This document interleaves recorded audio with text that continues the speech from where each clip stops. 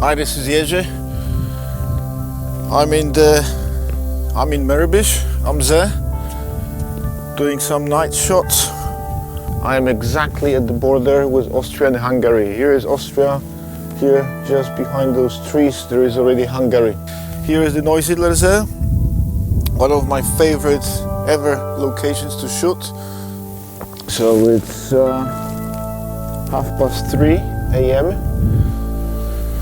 It's a really nice cloudless sky today, and I'm trying to make some pictures of Milky Way, and also I will be doing some shots with the star trails. When you're shooting stars, what's important is try to avoid the full moon. So the less illumination from the moon is better for the stars. Of course, the tripod, it's a must. The camera here, I have the 1DX here with a 16-35 2.8 lens, and I'm completely at 16 millimeters with a manual focus simply set to infinity. What I'm doing in terms of camera settings, I started the framing, and I started as usual with the ISO 3200, and I'm at the 30 seconds exposure at the moment. However, later for start trails I will be using the cable release. And of course I'm at 2.8, so I'm wide open. I just want to get as much light as possible. The problem is that there is lots of light from the city streets. Maybe our eyes don't see it, but the cameras does. So I might be doing I will do probably one exposure with the picture underexposed, basically to get this ambient from the city. And I will do then another shot exposing really for the Milky Way. Now with shooting at night, especially when you're calculating the shutter speed, I'm using this sort of rule. Some people call it rule of 600. Now I heard there is something called new, which is rule of 500. The thing is, basically you divide the 600 number by your focal length, which is in this case full frame 16 millimeters, 16. So if I divide the 600 by 16, I get roughly 32 seconds. So this is the maximum exposure I can have the pictures with stars without the trails. So the stars still look as stars. Anything longer, you will start noticing those trails of stars when the Earth is moving. 30th of a second, 2.8 ISO 3200. Basically, I'm starting at those conditions at 3200, maybe 6400, just trying to make some pictures and get their exposure right. The Milky Way is here. At the very bottom of the frame, I have the sort of, not really panorama of the city, but like a silhouette of the city. And I'm concentrating on the Milky Way, which is going sort of diagonally through the screen. Okay, it's pitch dark here, you cannot see anything on this screen. Let's give it a try. I have to switch off this light because when I was shooting previously, this LED light, which I'm using for the video, is casting a light here just in the foreground, and I want to have it completely black.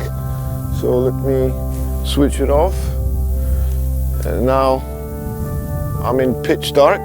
Let's have a look, and it's awesome here. This is it. This is here at the Milky Way.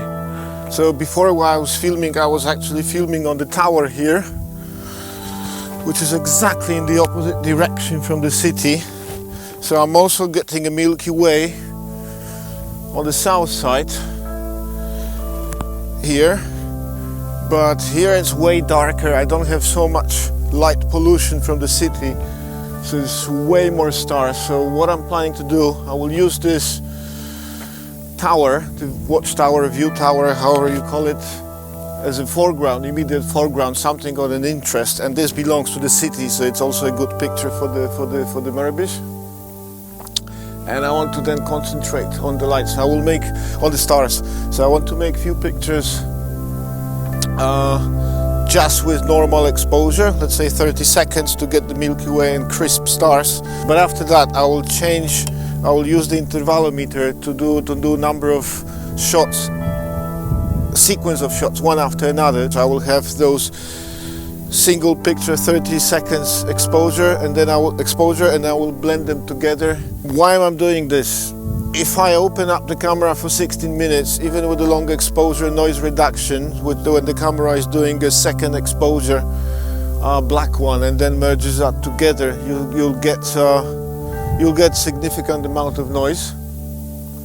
I might be doing also this, but another thing, if I open the camera for 16 minutes and I wait another 16 minutes, that's half an hour.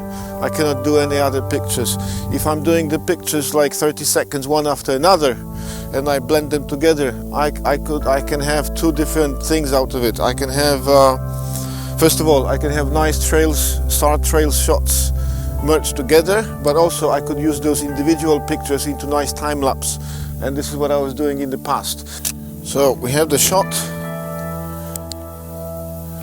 Let's check this. Awesome.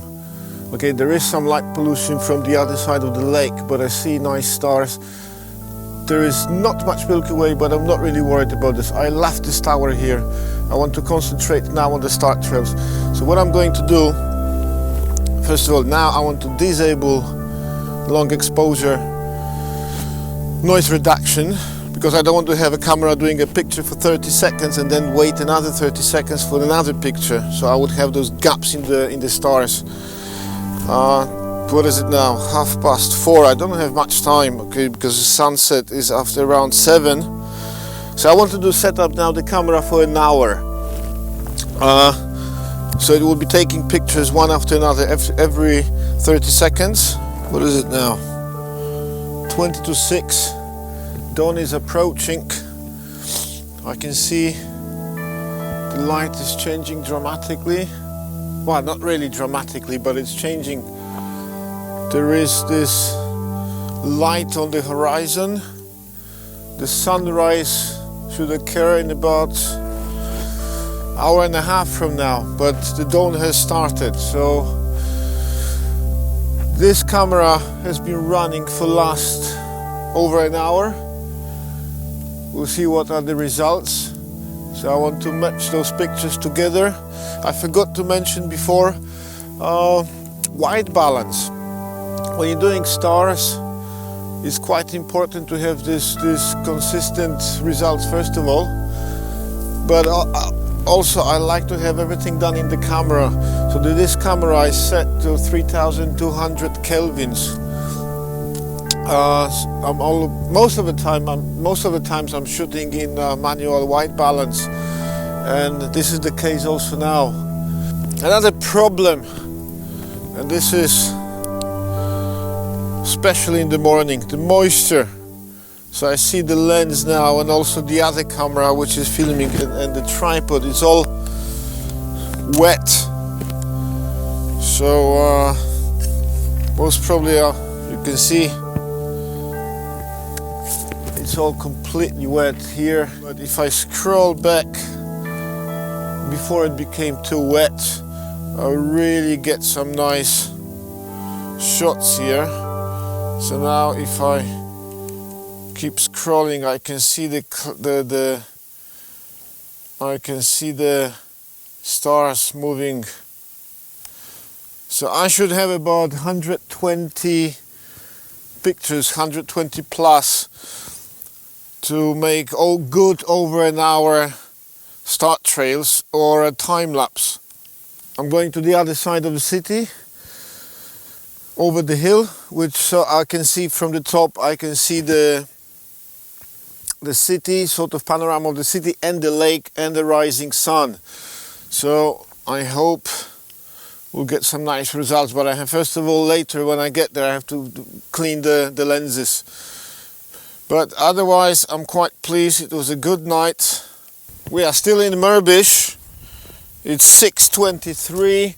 It's about 20 minutes before sunrise. I have a camera here running every 5 seconds. I'm doing a time lapse in absolutely full RAW in aperture priority mode in AV with if I remember correctly f5.6, but because I'm using a wide angle and I'm focused into infinity, it should be fine. I decided to put on the ND grad for the time lapse. So here's I'm here with the 2470 lens, but I am at the up 70 millimeters because I want to get sort of more perspective compression. So I'm on a longer focal length, and but there is a huge contrast between the sky and the foreground. I mean, obviously the city, this is dark, here's the light. So I thought, okay, let's just put ND grad and let's do a time lapse with ND grad. So I will go easy. 2 stops soft, 0.6 soft from Lee.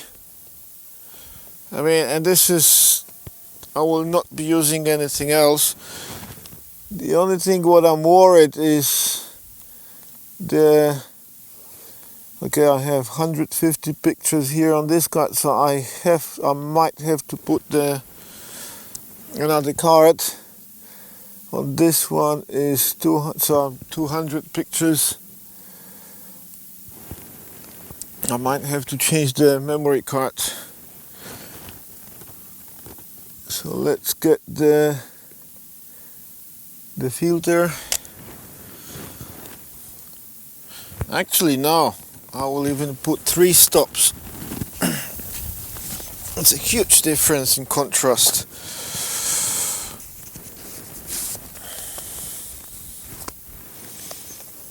Where is it? This is hard one. No, I want the soft one. Yeah, here it's a soft one.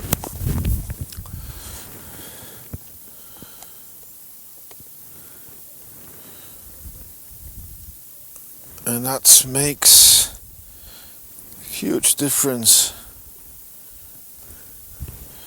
So now I can really bring up those details in the background, sorry, in the foreground.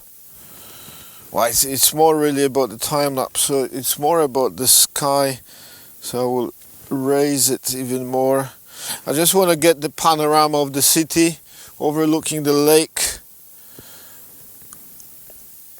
with rising sun.